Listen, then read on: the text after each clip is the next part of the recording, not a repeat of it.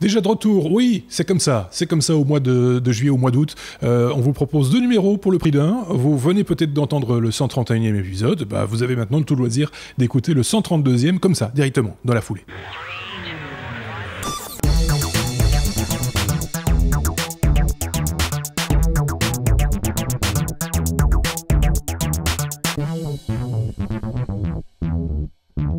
Parce que finalement, il s'est passé pas mal de trucs durant ce mois de juillet et mes petits camarades s'en sont donnés à cœur joie, on peut le dire, parce que c'est l'actualité du mois de juillet, donc ne vous étonnez pas, c'est des choses que vous avez déjà dont vous avez déjà entendu parler ou que vous avez déjà lu vous-même, c'est tout à fait normal. On reprend ici 4 semaines d'actualité continue que nous n'avons pas traitées puisque nous étions un petit peu en vacances, si je puis dire. Et on a dû trier. Hein. Même si vous avez pu écouter quelques hors-séries et vous en aurez encore d'ailleurs durant tout le mois d'août. Oui, il a fallu même trier, effectivement, Xavier, puisque c'est avec Sébastien que nous enregistrons cet épisode, et oui. Xavier, effectivement, que nous enregistrons ce 132e épisode. Il en manque un, en fait, c'est Bruno, mais Bruno, lui, il a une bonne raison, c'est qu'il est en Thaïlande pour l'instant, donc il ne peut pas enregistrer avec nous un épisode, sinon il aurait été bien... oui, mais écoute, il fait la tournée des restos en Thaïlande, manifestement, parce qu'il n'arrête pas de publier des photos, ce qui nous a donné l'idée, avec nos amis du 131e épisode, je tiens à vous le dire, d'ouvrir un nouveau podcast culinaire dans les prochains mois ou les prochaines semaines. Ouais, je pensais qu'on allait faire un podcast médical, moi. Mais c'était pas ça ? Oui, parce qu'une fois qu'on leur a donné aux gens l'envie de manger, il va falloir leur donner l'envie de se soigner. Parce que voilà, on n'est pas très sûr de nos recettes. Bon, allez, on attaque notre abécédaire, si vous le voulez bien. Allez, encore une fois, c'est reparti avec la lettre A. On va parler avec Xavier d'Ashley Madison, qui va dédommager, je vais y arriver, certains de ses utilisateurs. Xavier, il faut que tu nous expliques. Effectivement, mais d'abord un petit rappel, Ashley Madison, c'est une affaire qui concerne un site web qui est réservé aux personnes qui veulent des relations extra-conjugales. Donc Sébastien nous avait parlé de ce site qu'il connaît bien.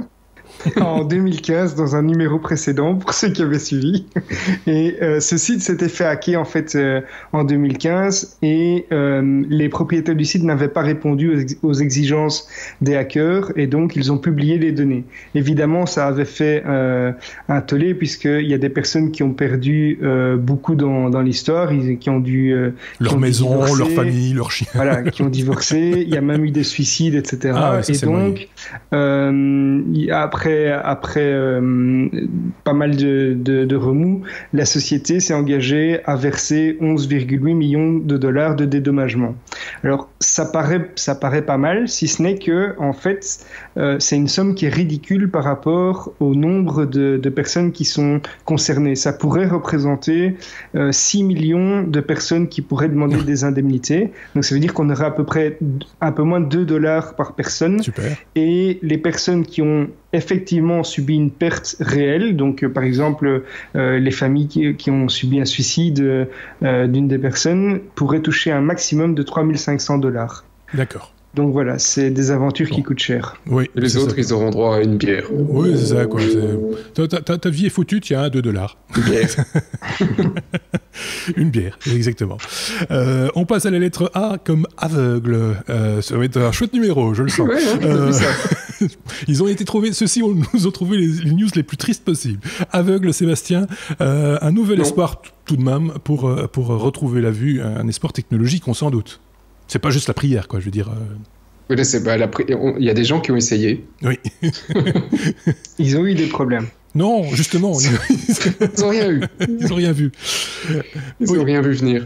Alors, c'est une petite news que, ouais, effectivement, et je n'ai pas de problème, et j'ai cette chance, donc pas d'handicap dans la famille, mais effectivement, moi, c'est quelque chose qui me tient à cœur de regarder un peu toujours tout ce qui se passe pour aider les handicapés, hein, que ce soit aveugles ou problèmes de mobilité. Enfin, il y a plein de trucs qui se font pour le moment.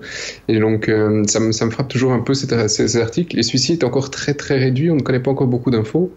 Mais c'est l'université Rice, je ne sais même pas où c'est. A priori, c'est aux États-Unis, qui a développé, dans le cadre du projet DARPA, un petit chip, un petit microscope, mais le truc à la taille de quoi une taille plus petite qu'une micro SD, hein, donc c'est tout petit. Et ça se connecte directement sur le cerveau. Alors ici, on n'est pas pour remplacer un œil avec un faux œil qui fait, mais on est carrément en train d'implanter quelque chose pour envoyer les informations au cerveau sans avoir physiquement quelque chose qui ressemble à un œil. Donc tu verras sans avoir un œil.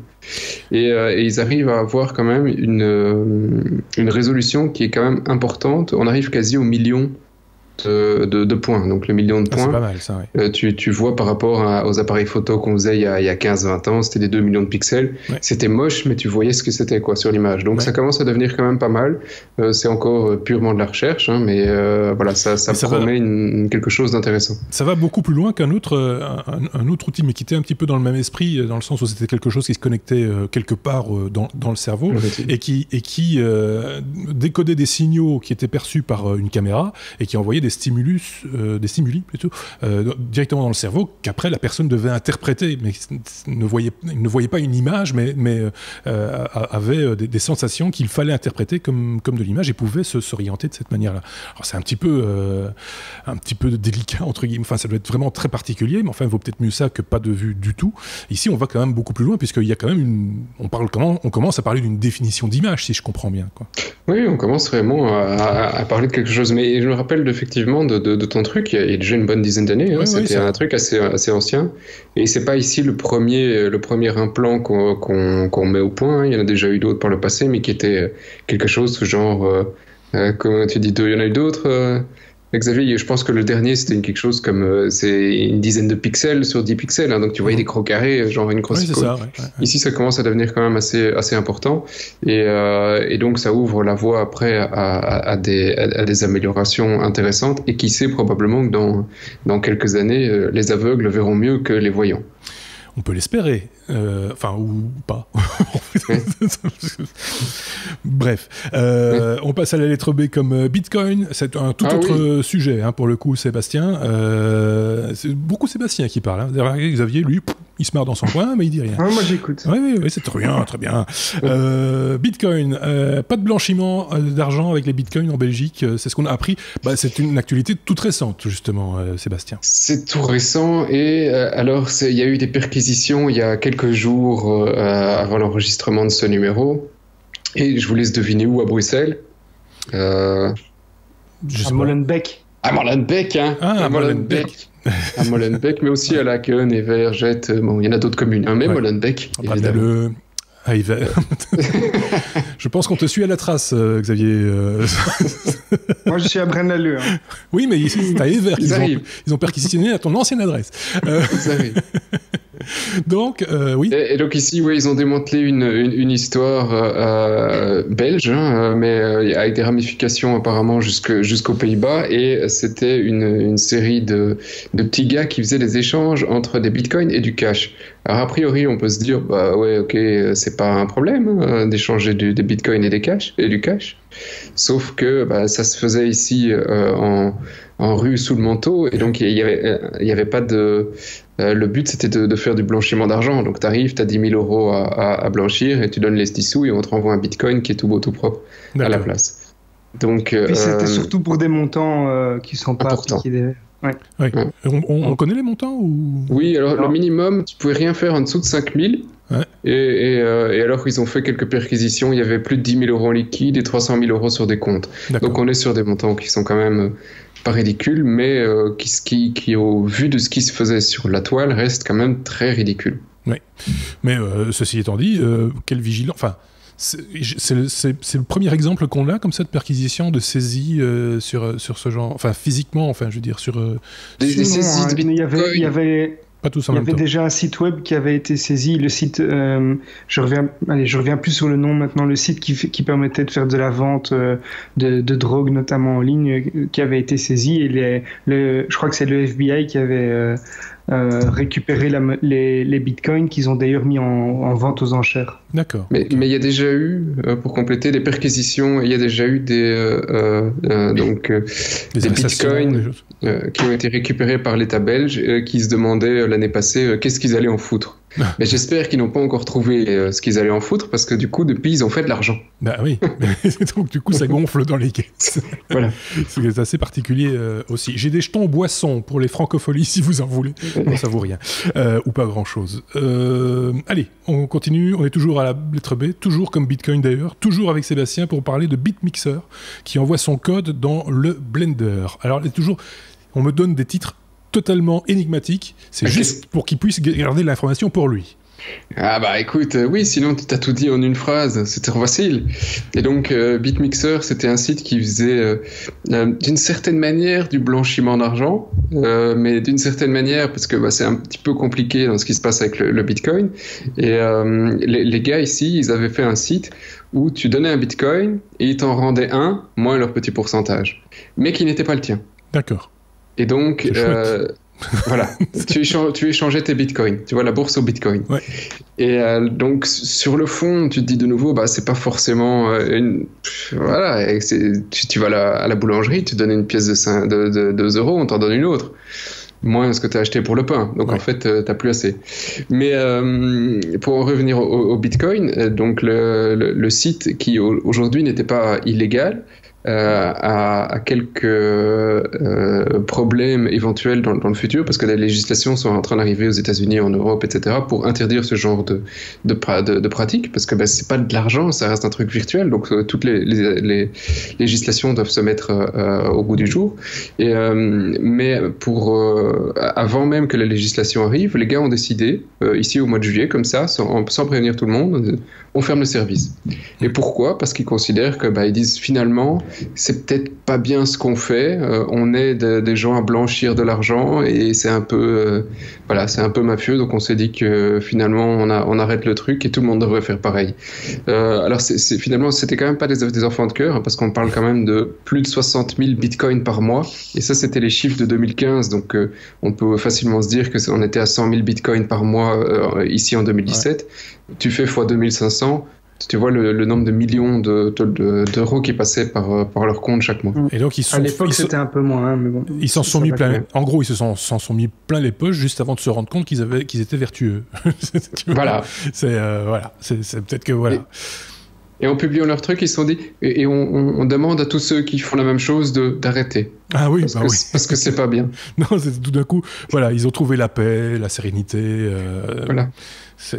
Il y en a comme ça qui arrêtent de chanter pour se consacrer à Jésus aussi. Hein. Ça peut arriver.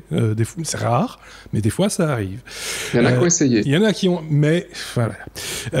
On passe à la lettre D comme DNA. Sébastien toujours. Ils ont décidé. C'est mon podcast aujourd'hui. Oui, c'est ça. Il a chassé Xavier à la fin du podcast. Et maintenant, on pourra aussi synthétiser l'ADN de nos chiens. C'est chouette. C'est sympa, hein, j'aurais pu le mettre à W, mais tu vois. Ouais. Non, je trouvais ça sympa, moi, comme news. Et donc, on avait fait un numéro sur un hors-série sur les tests ADN pour pouvoir faire effectivement son historique et tout le bazar. Ouais. Et donc, je vous renvoie à nos hors-séries sur la chaîne. Et ici, c'est pour ceux qui aiment vraiment l'ADN, ils doivent récupérer un peu de salive de leur petit toutou, la mettre dans une petite boîte comme on fait pour les humains, l'envoyer à cette petite boîte à Embark Veterinary, et ils auront donc le profil ADN de leur animal favori. Profil ADN. Et alors ici, là, il y a une particularité parce qu'il n'y a pas une législation sur le médical pour les animaux comme il y a sur les humains, et donc eux ils peuvent se permettre de sortir toute la liste des maladies potentielles du chien et les problèmes héréditaires, ce qui est plus compliqué sur l'humain, même si on avait vu dans le numéro que c'était pas si possible de les récupérer les infos. Ici ils les donnent directement, ils disent il y a plus de 160 problèmes de santé qui vont détecter grâce à l'ADN du chien. Problèmes justement aveugle, problème de cœur, etc. Et ils donnent tout ça dans le rapport. C'est pas donné, c'est $200 quand même pour le faire. Et puis, honnêtement, aller récupérer la seringue, comme on avait vu sur la vidéo, mais de salive de votre chien, c'est déjà quand même ça dépend du chien.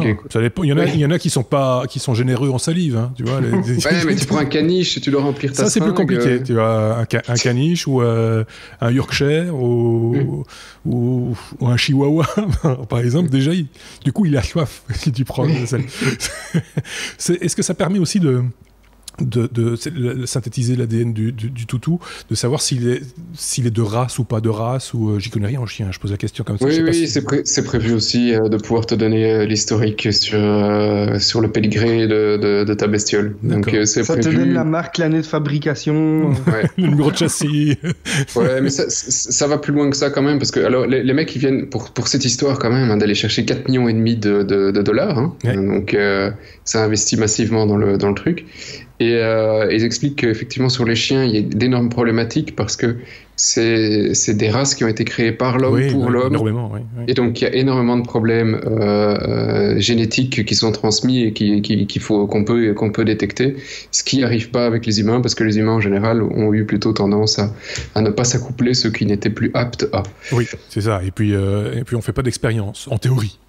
Voilà. Enfin, voilà, c'est vrai que toutes ces races, c'est des races qu'on oublie qui ont été créées par l'homme ou alors par des petites aventures comme ça naturelles, mais beaucoup de races ont été créées par l'homme avec des phénomènes de mode, etc. Voilà, on s'écarte bien du domaine technologique pour le coup. Hein c'est un test ADN. Hein. C'est un test ADN. On passe à la lettre G et là vous allez voir, on va revenir en plein dans le... G comme Google. Et c'est Xavier qui s'étape. Ah oui, c'est comme ça. Xavier, on va parler de Google, de synchroniser ses dossiers avec Google Drive. Ça va être bientôt possible ou c'est déjà possible ? Effectivement, il y a une chose qui était un peu pénible avec Google Drive, c'est qu'il fallait un dossier bien précis sur son dossier, et c'est le contenu de ce dossier-là et ses sous-dossiers qui étaient synchronisés. Oui. Alors maintenant, avec l'application Backup and Sync de Google, on va pouvoir synchroniser des répertoires et des fichiers qui sont répartis un peu partout sur ces ordinateurs ou sur même des disques durs externes. C'est compatible avec PC et Mac, et donc il n'y aura plus besoin de créer de nouveaux dossiers dans un dossier Google Drive. On va pouvoir utiliser ces dossiers existants. On ne devra plus uploader manuellement les fichiers dans son Drive, mais par contre, on va être limité à 15 gigas, qui est la limite qui comprend toutes les applications Google. Donc, ne pas oublier que si vous utilisez par exemple Gmail, Google Photos, et Google Drive, eh bien, le total de la capacité qui vous est allouée par Google, c'est 15 gigas. Alors, ce n'est pas vrai pour les utilisateurs qui sont professionnels et qui utilisent la suite Google Suite, mais cette application ne va pas être automatiquement déployée pour eux non plus. D'accord. Donc voilà, c'est principalement axé vers les particuliers. Ça va avoir un côté bien pratique pour ceux qui veulent pas créer spécialement, changer toute leur structure plutôt de dossier. À tester. À tester, effectivement, et puis ça peut être pratique, pourquoi pas. Hein. On reste à la lettre G comme Google avec Sébastien, qui n'était pas loin. Pour parler de Google qui finance une initiative de fusion nucléaire, Sébastien. Voilà, on est parti dans des trucs de bien délirants sur le mois de juillet. Ouais, c'est super. Oui, hein. Heureusement qu'il y a un épisode 131. Oui. Vas-y. Écoute, il y avait Google dans le titre, les startups et tout, donc je me dis c'est un super truc. Vas-y. Et puis on parle toujours de Tesla, de machin, et puis à un moment il faut bien pousser quelque chose dans la batterie pour faire avancer ces bagnoles. C'est une question que j'ai moi-même posée il n'y a pas tellement longtemps, et tu étais parmi ceux qui ont réagi justement sur Facebook. C'est qu'on nous parle de bientôt, ça dépend des pays, mais 2030, 2025 pour certains pays, 2030, 2040 pour d'autres, passer à tout électrique en matière d'automobile, mais il va quand même falloir les alimenter, ces batteries, il va falloir les charger, et je posais la question de savoir, est-ce qu'un journaliste professionnel de la profession pourrait un jour poser la question à qui de droit de savoir d'où va sortir ce putain d'énergie pour alimenter ces voitures. Personne n'a encore répondu à cette question, sauf quelques hurluberlus, je serais tenté de dire... Oui, avec des moteurs à énergie totalement gratuite. Oui. On a vu des trucs intéressants. Oui, on en reparlera. Oui. Et donc ici, par contre, on est vraiment dans des trucs très terre à terre. On est dans le nucléaire. Et donc, dans la fusion, alors c'est un truc qui n'est pas encore aujourd'hui dominé par personne, hein, parce qu'il faut faire chauffer un genre de bouillon, hein, le plasma machin truc, et grâce à ça, tu arrives à produire de l'énergie. Sauf que pour le moment, ils n'arrivent pas à faire chauffer le plasma plus de quelques millisecondes ou secondes à tout casser. Et donc, il n'y a rien qui produit. Il faut plus d'énergie pour le faire chauffer que ce que ça peut générer. Balou. Donc, pour le moment, ça marche pas terrible, quoi. Mais tout le monde y croit. Et donc, il y a une boîte qui s'appelle Tri-Alpha Energy qui veut faire son réacteur. Hein. Le deuxième, si je ne m'abuse, c'est un truc...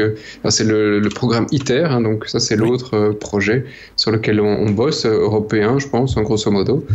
Mais que pour lequel c'est toujours aussi... Il n'y a toujours pas un seul mégawatt qui est sorti. Hein, c'est toujours juste de la recherche. Et donc, cette boîte ici veut aller beaucoup plus loin et s'est associée à Google pour utiliser tous ces algorithmes pour analyser tous les paramètres à mettre en place pour arriver à garder ce noyau de plasma plus longtemps chaud. Et apparemment, c'est ici en quelques semaines, ils auraient déjà réussi à réduire les pertes de plus de 50%. Et ils sont tous en train de crier à l'euphorie en se disant que grâce à ça, d'ici 10 ans, ils pourraient produire de l'énergie en fusion nucléaire, ce qui est très loin encore du cas de l'autre projet dont on vous parlait. Donc voilà, est-ce que ça va sortir? Est-ce que c'est juste du flan? Ça, on en reparlera dans quelques années. Mais en dehors de ça et de toute l'explication que vous avez probablement pas compris, ce que je trouvais quand même extrêmement intéressant, c'est qu'on a des géants du web qui investissent dans la production d'énergie. Ça me paraît... Et ça, c'est le premier à le faire. Tu vois. Les autres font sur le data center, mais ici, on parle d'énergie pour tout, pas pour juste leur data center en écolo. On parle d'énergie pour tout le monde, pour t'en faire repasser, pour ta télé, pour que sais-je. Quoi. Oui, c'est ça. C'est plus large que simplement une recherche destinée à s'alimenter soi-même ses propres infrastructures, comme Microsoft, par exemple, avait fait des propositions également, je pense, pour faire des data centers immergés dans la mer qui et Apple et Google ont leur data center. Ils ont tous des trucs voilà, un petit peu dans ce genre-là. Tesla, Elon Musk également est sur la balle, mais lui c'est plutôt du côté des batteries, hein, du stockage de l'énergie. Et c'est vrai que des gens parmi les ténors du web qui s'intéressent de près maintenant à la production, c'est assez neuf, oui, effectivement. Maintenant, c'est un projet parmi X projets qui existent, dans lequel eux investissent, et donc ça fait un peu, voilà, parce qu'il y a de la place dans les médias, on en parle maintenant, mais si ça se trouve, c'est vrai qu'en mois de septembre ou au mois d'octobre, on n'en parlera plus, ce sera poussé par une autre information, d'un autre truc qui viendra pousser, on connaît un peu la musique de ce côté-là. Il y a toujours cette échéance de 2030 où on aura des voitures électriques mais qu'on ne saura pas comment les alimenter. Donc il faut un peu se dépêcher. Quoi. Et puis même si d'ici 10 ans ils arrivent à dominer la technologie, une centrale ça ne se construit pas en 2 semaines. Ah non, ça c'est clair. Ou alors ils trouvent une solution en même temps pour construire tu vois, c'est des trucs gonflables, des quechua. On a trouvé 2 solutions. Une solution pour construire une centrale et on a la centrale. Donc, ils peuvent demander à Decathlon pour faire une quechua, la centrale quechua. Par exemple. Mais donc voilà, ça reste quand même... Moi, je pense qu'on est sur des échéances qui sont certes relativement courtes, mais de déjà lancer comme ça des idées sur ce que sera 2030 alors qu'on est en 2017, donc c'est tout de suite dans 12-13 ans, donc ça me paraît quand même très très compromis. Je préférais que ce soit pas le cas, hein, très honnêtement. Moi, je suis pour à 100% la voiture électrique, mais voilà, je suis pas convaincu qu'on va y arriver. Sinon.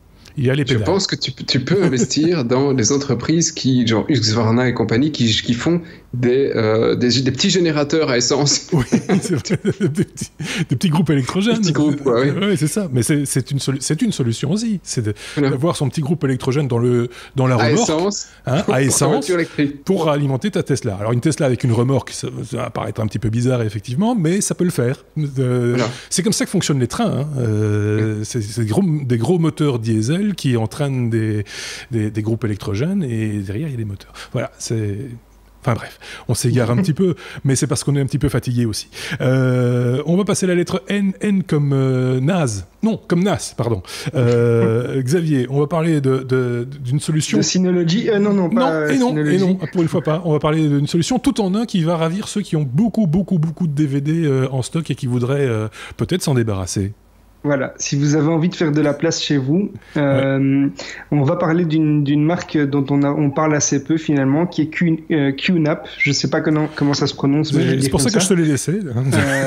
Donc c'est QNAP qui fait des NAS également, mais la particularité de celui-ci, c'est que ils ont en fait déployé une fonctionnalité qui permettait déjà de connecter un lecteur graveur DVD ou Blu-ray en USB avec QTS 4.3. Ça permettait de lire le contenu des lecteurs DVD ou Blu-ray depuis son NAS qui fait serveur multimédia. D'accord. Et donc de les regarder depuis son écran de télé par exemple. Alors maintenant, la société s'allie à Fengtao Software qui édite DVD Fab. DVD Fab, c'est un logiciel qui permet de ripper et faire sauter les verrous, donc les DRM des DVD et des Blu-ray qui empêchent normalement de les copier ou de les stocker.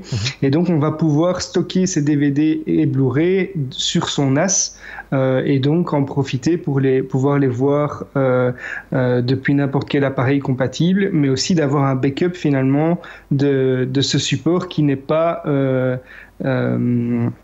indestructible comme on le sait. Ouais. Alors c'est seulement disponible pour 2 modèles pour le moment, c'est le TVS 882BR et le TVS 882BRT3, parce qu'il faut une machine qui est quand même assez puissante pour pouvoir ripper, donc il leur faut un CPU qui est en Intel Core i5 ou i7 pour le moment, et il faut savoir qu'on peut aussi se procurer le logiciel DVD Fab Blu-ray Copy par exemple, qui est facturé à $60 par an et qui est disponible sur Windows, Mac ou Linux, ou alors on peut l'acheter pour $109 à vie. Donc on rappelle, le but n'est pas de copier des DVD ou des Blu-ray, c'est d'en garder une sauvegarde personnelle et d'en faire un usage personnel.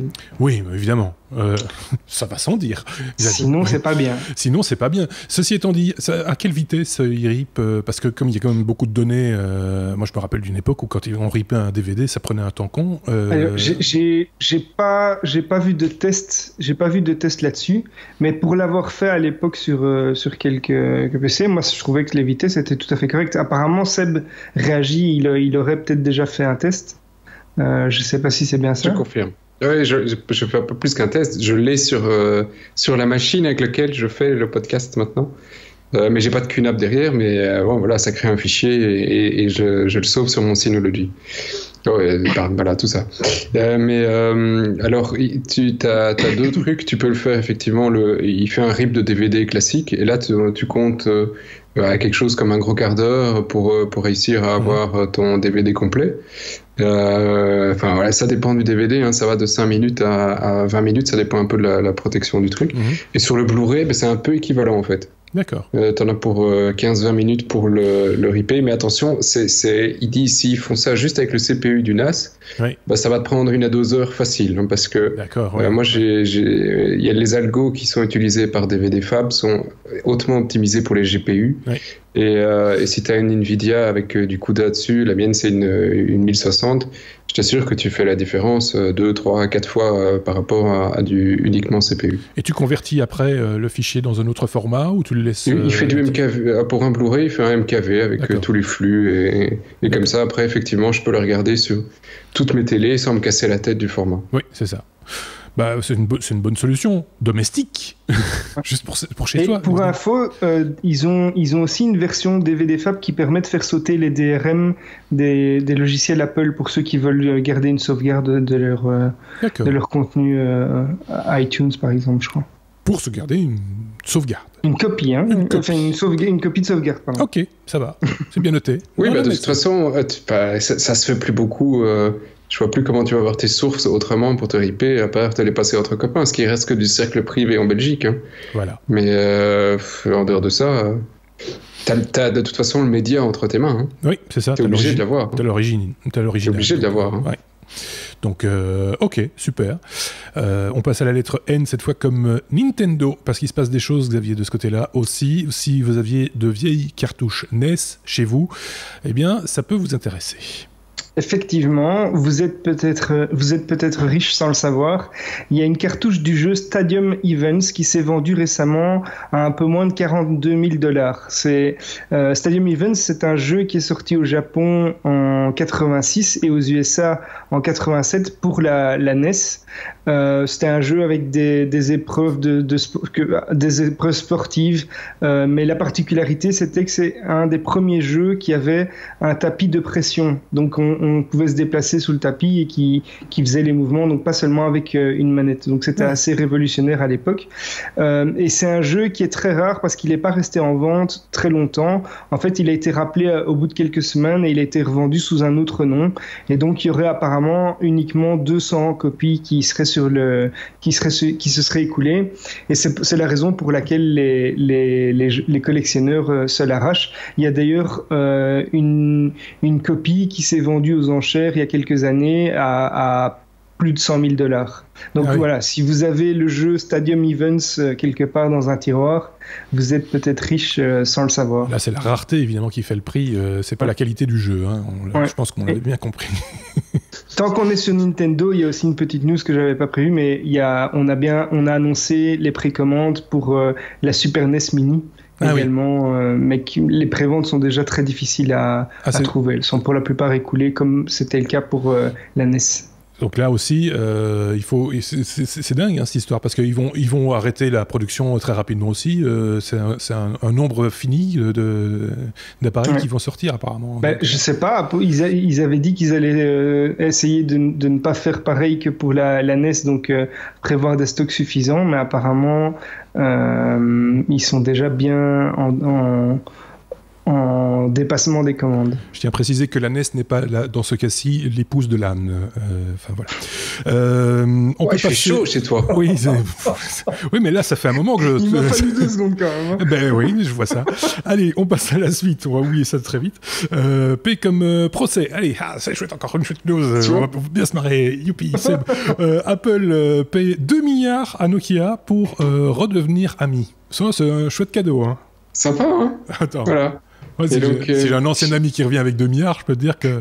Ah, tu lui fais la fête, champagne et tout, quand même. Je pense que allez, il me reste... Jusqu'où tu vas. Voilà.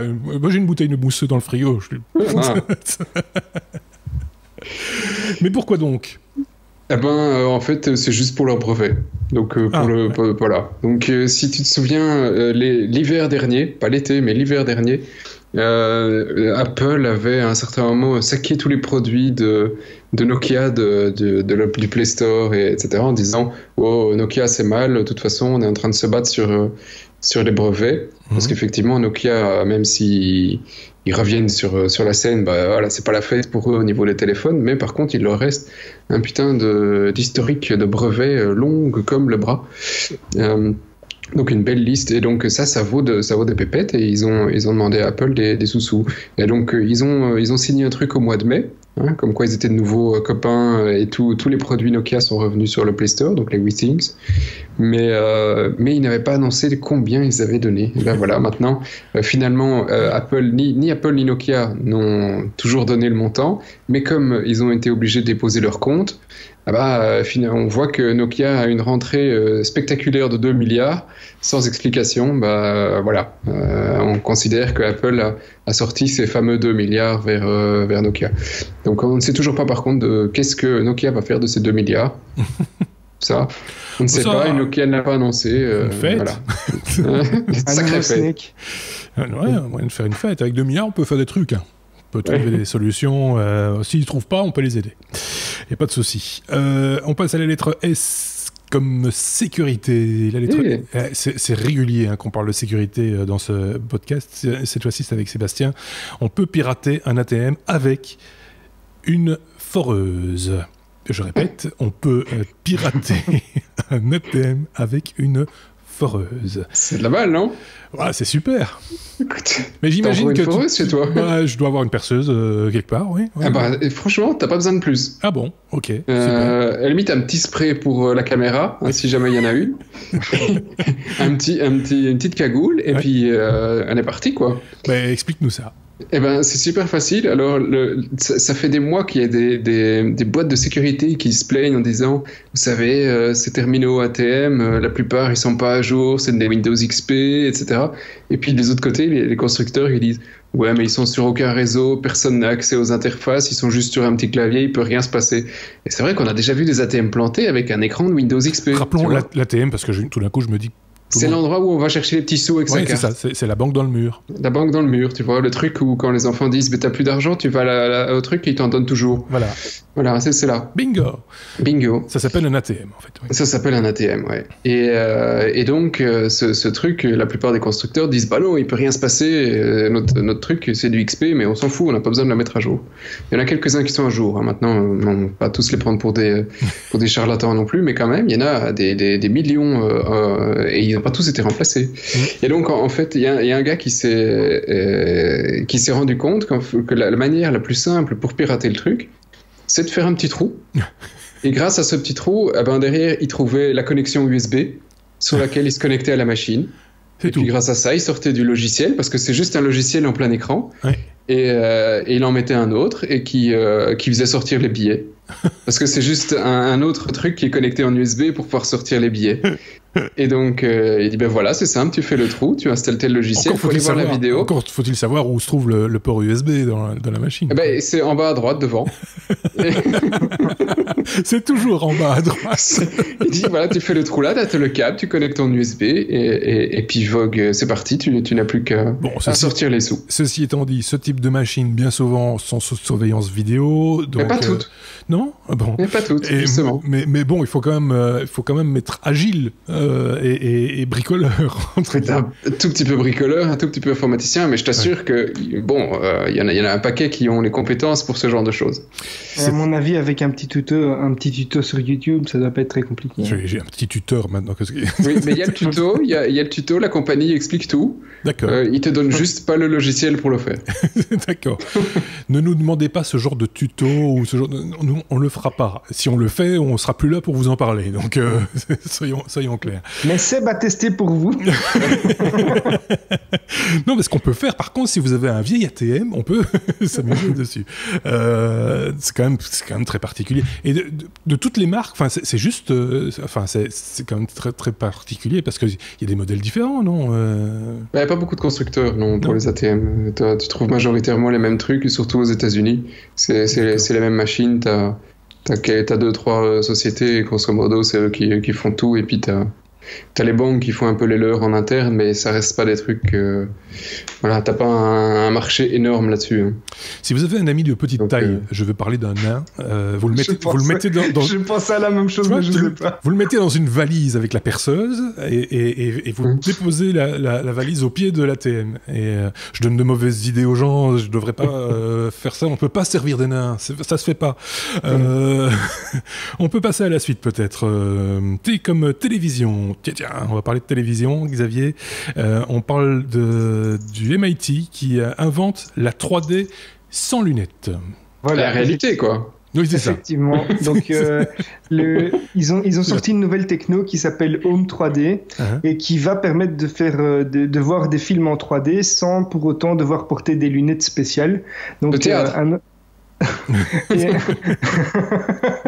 Et un des autres avantages, c'est que ça va fonctionner peu importe l'angle de vue. Donc on pourrait être à plusieurs à regarder le même film sur une télé sans pour autant devoir porter des lunettes et sans devoir en acheter. Donc ça pourrait relancer fortement l'industrie de la TV 3D qui s'est quand même bien plantée. La plupart des constructeurs ont d'ailleurs annoncé qu'ils arrêtaient de commercialiser des écrans 3D. Et ça s'appuie en fait sur une très haute résolution qui n'était pas possible il y a peu de temps et qui va convertir des contenus 3D stéréoscopiques en contenus multivus et donc avec plusieurs angles de vue. Et ça va nécessiter l'intégration d'une carte graphique d'un GPU dans les téléviseurs. D'accord, il va falloir décompresser. Donc ça pourrait... voilà, ça pourrait fortement redynamiser le secteur et donc pousser les producteurs de contenu aussi à refaire de... Ouais, je sais pas s'il y a grand-chose qui peut les pousser à faire un truc qu'ils n'ont pas envie de faire, qui va leur coûter beaucoup d'argent pour leur en rapporter fort peu. Donc le problème reste entier à ce niveau-là. Hein. C'est la question qu'on peut se poser aussi. Mais enfin, bon, technologiquement, je trouve ça intéressant. Il faut le voir, mais je trouve ça intéressant. Seb. Il y avait déjà une télé comme ça chez LG il y a 10 ans. On avait été en conférence de presse et c'était des lignes, oui. Mais il fallait vraiment être au bon endroit devant la télé, quoi. Mais il y a la 3DS, là, de Nintendo qui fait c'est le même principe. Mais ici c'est vraiment la révolution, c'est que tu es peu importe l'angle de vue, ça va fonctionner. Donc c'est une autre technologie, effectivement, je demande à voir aussi, et ça peut avoir un intérêt de point de vue purement technologique, parce que du point de vue commercial, une fois de plus, moi j'y mets quelques réserves là-dessus. T comme télévision toujours, et encore, avec Sébastien, on va parler de la télévision LG, la télévision LG qui n'est pas la panacée, manifestement. Non, c'est 3 petits Chinois, fut alors, ils ont réussi à exploser la LG. Ah. En fait, je pense qu'il y en a qui ont des LG autour de nous. Hein, voilà, il y en a un qui fait petit signe, donc il a sa LG.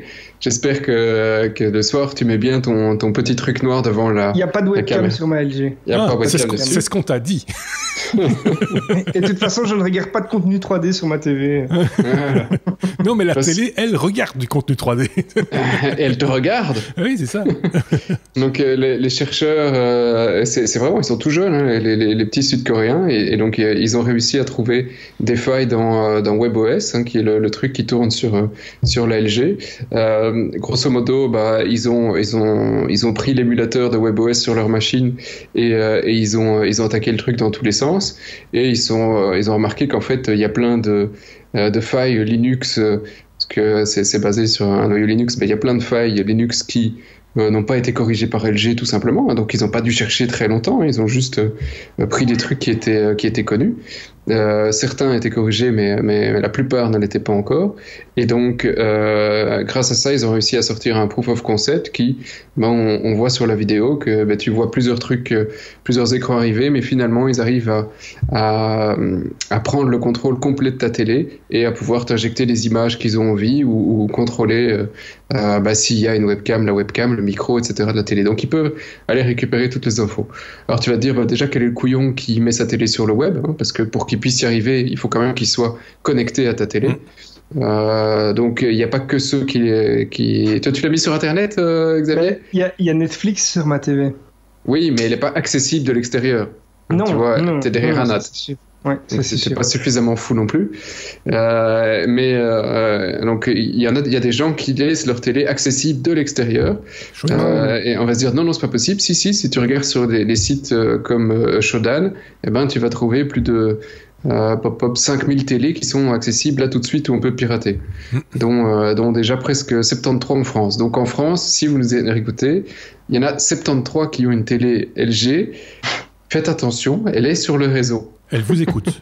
Elle vous écoute. Elle vous regarde même peut-être. Et il n'y a pas encore de mise à jour, donc il n'y a qu'une seule manière. Le breton qui est dans son salon. Il faut débrancher la télé. Oui, pas de l'électricité, il faut débrancher le câble d'Internet et du Wi-Fi. Ou le Wi-Fi, oui. Voilà. C'est quand même, ça on l'avait dit, hein, les objets connectés. Et là, en plus, on laisse rentrer le loup dans la bergerie, parce que dès qu'il y a des caméras et des micros, des trucs du genre, voilà. Maintenant, on peut se poser la question de savoir si tous les objets connectés du genre qu'on connaît maintenant, Amazon et autres, qui nous parlent, etc., qui doivent être connectés à Internet, si on va pas se retrouver avec le même type de problème demain. Non ? Peut-être.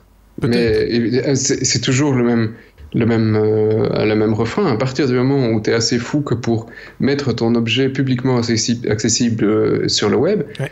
À toi d'en subir les conséquences. La plupart des objets que tu achètes et que tu mets chez toi doivent être protégés derrière un NAT avec un firewall et un truc bien sécure. Donc, il y a quand même un truc qui a décidé tout le monde, en tout cas tout possesseur de MacBook Pro, de mettre un petit autocollant sur la caméra de leur MacBook, c'est quand ils ont vu que Mark Zuckerberg l'avait fait. Sur une photo, on voyait très clairement qu'il avait collé un petit autocollant, un petit post-it sur sa caméra. Et même les gens qui y croyaient pas du tout, ils disaient on peut pas nous pirater, machin, etc. Ils se sont tous mis à coller des trucs sur leur ordinateur. Comme quoi, hein, il faut. Il y a eu des exploits qui ont été avancés. On n'en a pas parlé parce qu'il fallait sélectionner les sujets. Mais il y a plusieurs exploits qui ont été mis à jour, enfin qui ont été révélés ces derniers jours pour Mac OS X et pour Linux, et qui étaient utilisés par les services secrets américains. Donc on pensait que la première vague ne visait que Windows, mais attention, il y a plein de trucs pour Mac OS X où ils arrivaient à verrouiller des DMG qui allaient prendre le contrôle de ta machine et après déverrouiller le DMG pour pas que tu t'en rendes compte. Donc, oui, c'est ça. Ils avaient des trucs incroyables, y compris sous Linux. Ouais. Donc, on entre, on vient voir et on ressort et on ne laisse aucune trace. Quoi. Si, on laisse des traces, enfin on laisse pas de traces, mais on reste à l'intérieur. Oui, ou on reste à l'intérieur sans traces. Voilà. Tout ça est fait pour vous rassurer, bien entendu. Hein, alors, oui. Là en dessous, oui. vous avez le lien pour acheter du duct tape sur Amazon ou un truc comme ça. Oui, on va faire ça bientôt. On va faire des liens sponsorisés, comment on appelle encore ça, des trucs d'affiliation pour acheter du duct tape. Non, sans rire, on va le faire parce que voilà, on va le faire un jour. Mais pas pour le duct tape. Hein. Mais pas pour le duct tape. On va le faire pour des trucs bien plus chers. On en reparlera à l'occasion. T comme télévision, c'est fini. On passe à la suite, comme par exemple T comme Twitter, Sébastien, puisque Twitter prend l'eau, mais c'est pas nouveau. Hein, c'est plus un oiseau, c'est un canard. Il faut bien le dire. Non, mais c'est vrai, c'est de pire en pire. Et ça a encore empiré quand ils ont annoncé que le mois dernier ou le mois d'avant, ils n'avaient recruté aucun nouveau abonné sur Twitter. C'est encore ça. Ouais. Et pour tout le trimestre. Ils ont fait la même chose. Ouais, c'est le flat absolu. Et donc, ils avaient perdu 10 points, je pense, déjà. Ouais. Là, c'est le flat absolu sur le second semestre. Donc, la bourse leur a mis un gros coup de revers dans les dents. Hein. Ils ont pris 10% en un coup. Ouais. Donc là, ça fait super mal. Bon, voilà, il y a certaines initiatives en disant ouais, les journalistes doivent reprendre le contrôle de Twitter. Enfin, il y a plein de trucs autour de Twitter. On se dit ouais, c'est la faute du président. Enfin, c'est assez amusant de lire tout ce qui s'est passé au mois de juillet là-dessus. Le truc que j'ai trouvé sympa quand même sur Twitter d'un point de vue business en tout cas, c'est que les mecs ont enfin compris, comme sur Facebook, qu'il y a des entreprises qui étaient prêtes à payer pour que leur tweet soit plus visible que les autres, mais pas trop cher. C'est quelque chose de genre moins de 100 € par mois pour que tes tweets sponsorisés soient... Mais ils sont pas écrits sponsorisés, ils sont juste plus visibles. Donc tu vois, c'est un peu plus vicieux. C'est plus vicieux, et donc c'est plus... pour gagner en visibilité sans devoir y aller trop à la lourdingue. Donc ils sont en train de tester le truc et ils vont probablement le mettre en production chez tout le monde dans les prochaines semaines. Je trouve pas ça mal, ça fait de mal fondamentalement à personne. Oui, évidemment, de nouveau, c'est ceux qui vont payer le plus qui vont avoir le plus de visibilité, mais ceux qui vont payer le plus, c'est des marques. Et si tu veux pas l'info des marques, tu t'abonnes pas aux marques. Oui, c'est ça. Donc, dans ce cadre-là, on te propose pas une information, enfin un tweet sponsorisé qui viendrait d'un compte que tu ne suis pas. Tu t'es abonné, quoi. C'est un compte auquel tu t'es abonné et qui un petit peu comme sur Facebook quand on booste une présentation, un post. Quand tu la boostes, tu vas chercher des gens qui ne sont pas abonnés chez toi normalement. C'est possible. Il y a plusieurs possibilités, je pense. On peut se contenter de booster uniquement dans sa communauté, je pense. Mais bon, mais ils ont été plus intelligents que Facebook. Parce que Facebook, tu boostes ton truc une fois et puis après tu as un pic, tu es content. Ici, c'est un abonnement. Et donc, ils vont tout booster tout le temps. D'accord, ok. Et comme ça, ils ont un revenu récurrent. Jusqu'à ce que tu n'aies plus de pognon. Voilà. C'est pas pour une entreprise 100 € par mois pour avoir une meilleure visibilité. Ah non, c'est rien du tout. C'est rien. Hein. C'est pas grand-chose, en effet. Non, ça peut fonctionner. Mais moi, je pense que c'est plus ils essayent de surfer sur un effet d'annonce. Hein, parce que, quelque part, ils se disent, bon, sur une annonce, on a perdu 10 points. Peut-être que sur une annonce, on va en rattraper un petit peu. Et que, quelque part, derrière... Est-ce qu'il y a eu une vraie réflexion sur la viabilité de cette nouvelle fonctionnalité ? Je ne sais pas. On verra bien. Surveillez vos flux, comme on dit. On passe à la lettre V. V comme voiture. BMW ajoute Skype dans ses voitures. Pourquoi pas, Xavier ? J'ai envie de dire. Voilà, donc là, c'est une petite brève. Donc, BMW va intégrer Skype for Business Participants en Allemagne, en France et aux États-Unis pour les propriétaires qui voudront participer à une conférence téléphonique pendant leur trajet. Ils vont déployer cette fonctionnalité sur d'autres pays plus tard. Donc voilà, ça pose la question de la sécurité, mais du coup, ils annoncent aussi qu'ils vont équiper leur voiture de nouveaux capteurs, en tout cas les modèles haut de gamme.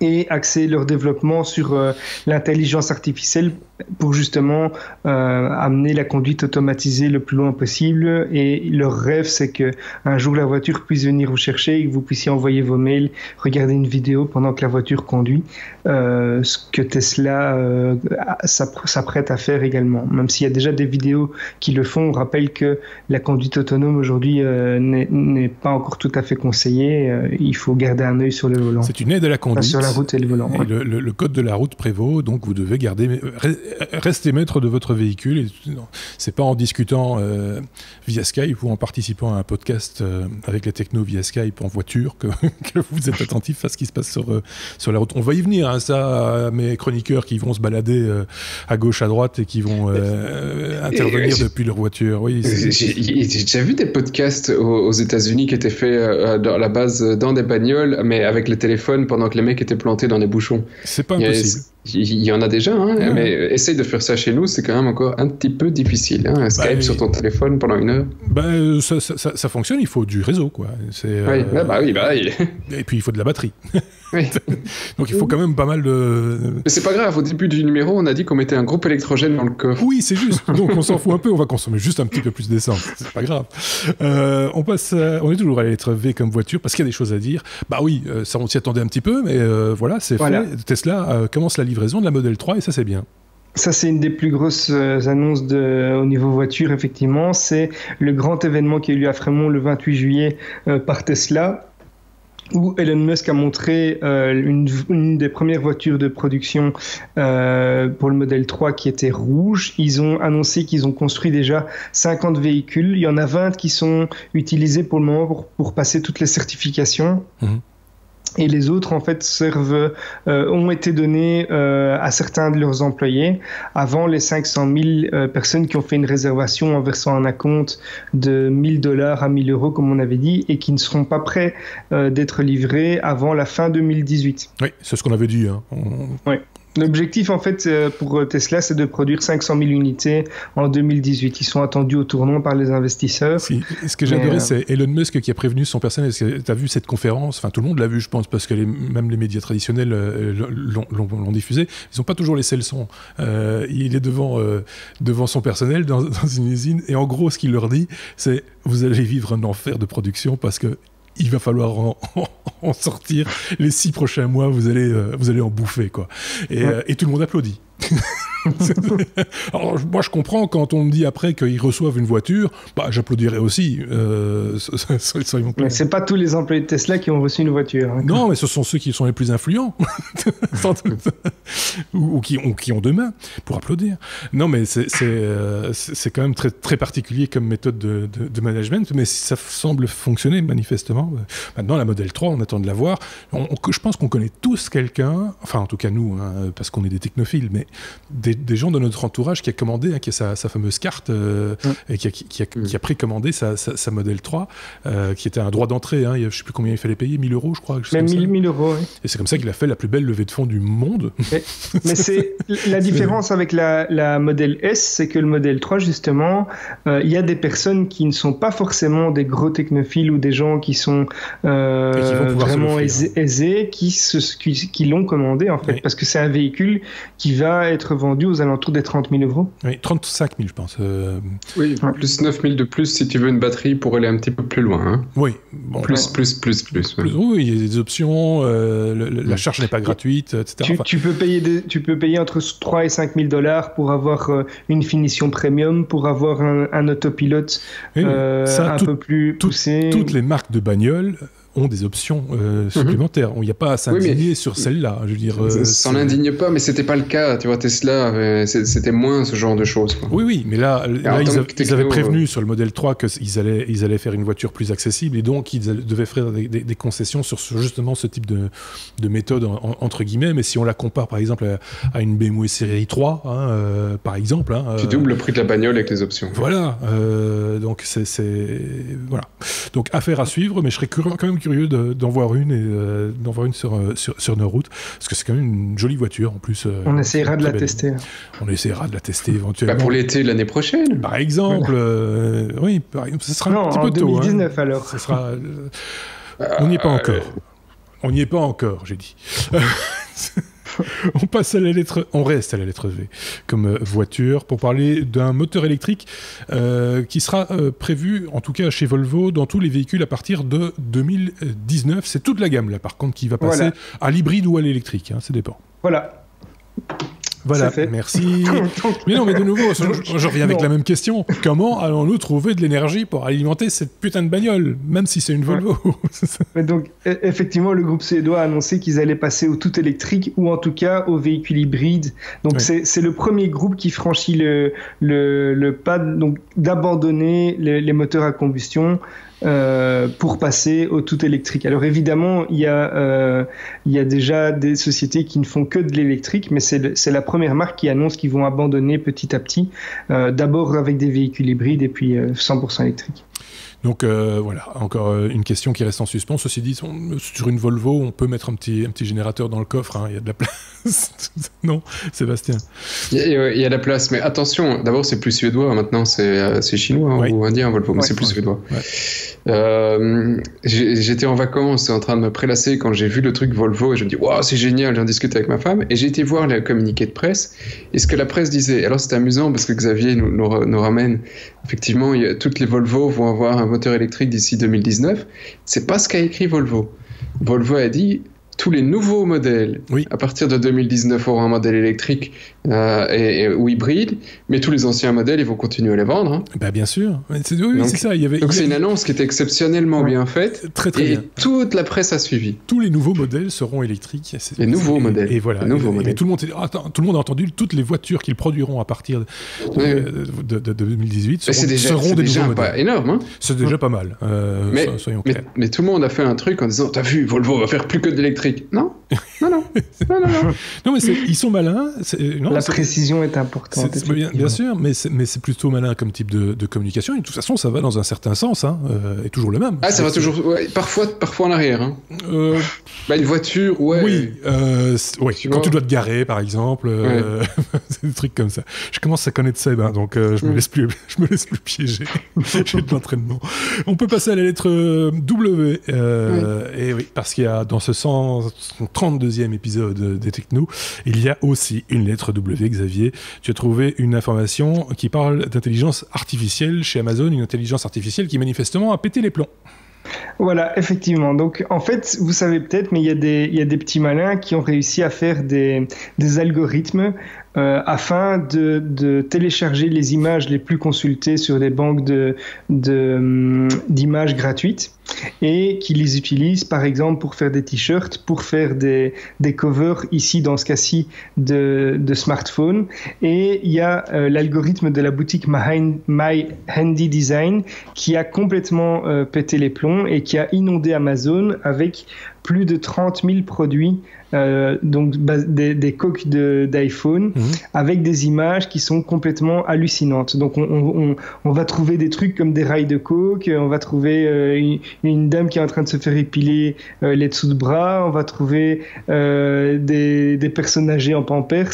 Donc il y a vraiment de tout. On peut passer vraiment un bon bout de temps à regarder ces images. Il y a des trucs qui sont complètement hallucinants, qui ont passé les filtres, et donc voilà, c'était assez marrant.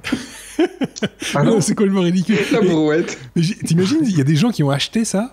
Ça va se vendre, hein. Ça va se vendre. Ah oui, non, mais il y a des trucs qui sont vraiment. Parce que c'est moche en plus. Donc, il y en a qui sont très marrants, il y en a qui sont juste affreux, et puis il y en a qui sont très limites point de vue éthique. Ok. Oui. À propos d'IA, quand j'avais vu le titre, j'ai pas lu plus loin, je pensais que c'est de l'autre dont tu parlais. Je sais pas si vous avez vu, ou si on en a parlé dans le 131 peut-être. Parce qu'on n'a pas encore pu le voir, nous ça a été enregistré là. Il y a une Facebook qui a dû couper la prise pour une intelligence artificielle il y a quelques jours. On n'en a pas parlé. On n'a pas parlé ? Non. Non, c'est juste 3 secondes. Donc, Facebook développe énormément dans les intelligences artificielles et ils ont dû couper la prise d'un de leurs développements parce que il apprenait à parler anglais et l'intelligence artificielle s'est dit que l'anglais était une langue qui était trop lente et trop peu efficace, et il a inventé son nouveau langage. et il l'a transmis à d'autres machines. Et donc les machines entre elles parlaient une nouvelle langue et les ingénieurs ne comprenaient plus ce que disaient les machines. Donc ils se sont dit, là on a un problème. Oui, ils ont dû couper la prise. Il me semble qu'il y avait déjà eu une histoire comme ça. On en avait parlé, il me semble, il y a peut-être une année de ça, ou peut-être un petit peu moins, où ils avaient fait parler plusieurs intelligences artificielles entre elles, et à un moment donné, on ne comprenait plus où ils voulaient en venir, mais ils continuaient à parler. Je ne sais plus ce que c'était. Mais donc, quand on laisse faire ces bidules-là... ils créent une nouvelle langue, plus efficace. C'est mieux ça, quelque part, que de créer des armes, d'essayer de détruire l'être humain, par exemple. Ouais, enfin, celle de Microsoft, elle traitait tout le monde de nazi, après... C'est pas faux. Et je pense que si elle avait eu accès au bouton rouge pour lancer des missiles, mais ils y passaient, c'est clair. J'espère que les Nord-Coréens ont bien protégé leur bol. On a encore une news, une what the fuck, Xavier. C'est ce robot qui, quand il s'est rendu compte qu'il ressemblait à un vibromasseur, s'est suicidé. Donc effectivement, on a commencé avec une news en parlant suicide, mais qui n'était pas très drôle. On va finir avec un robot, c'est le Nightscope K5, qui est un robot de sécurité américain, qui est facturé, je crois que c'est annoncé comme $7 de l'heure par les entreprises qui veulent avoir un espèce de suppositoire sur roulette qui surveille leurs alentours. Donc c'est un robot qui est équipé de caméras, de capteurs, de sonars et tout ça pour se déplacer autour des bâtiments. Sonar, c'est bien.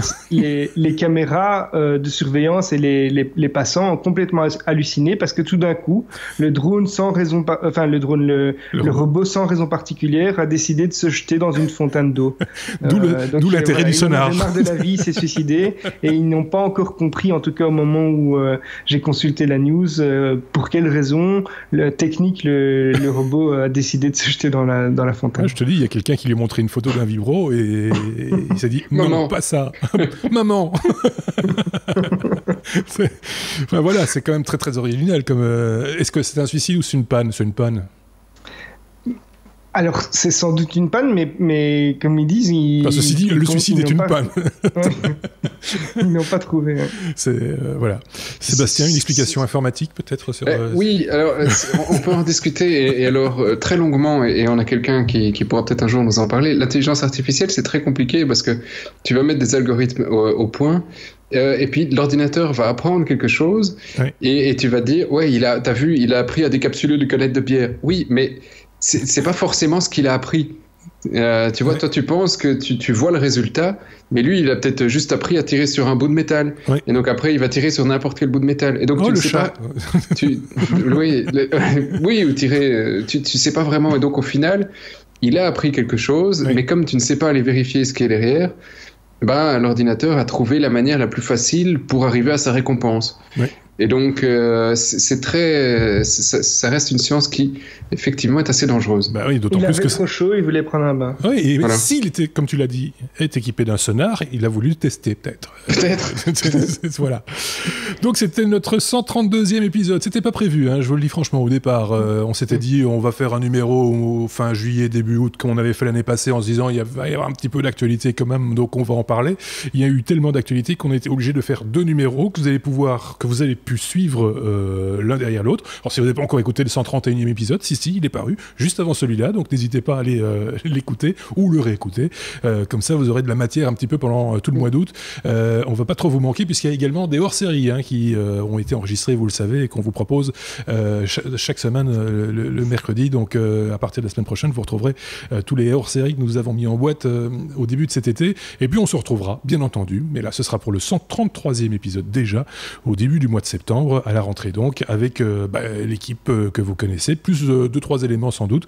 On aura l'occasion sans doute d'en reparler à cette occasion-là. On va saluer... Oui, c'est ça, et donc à partir du premier numéro en septembre, on fera 4 heures tous les jeudis. Oui, parce que du coup, on s'est rendu compte qu'il suivait beaucoup d'actualités et que c'était souvent intéressant. Donc on va faire à peu près 2 numéros ou 3 numéros...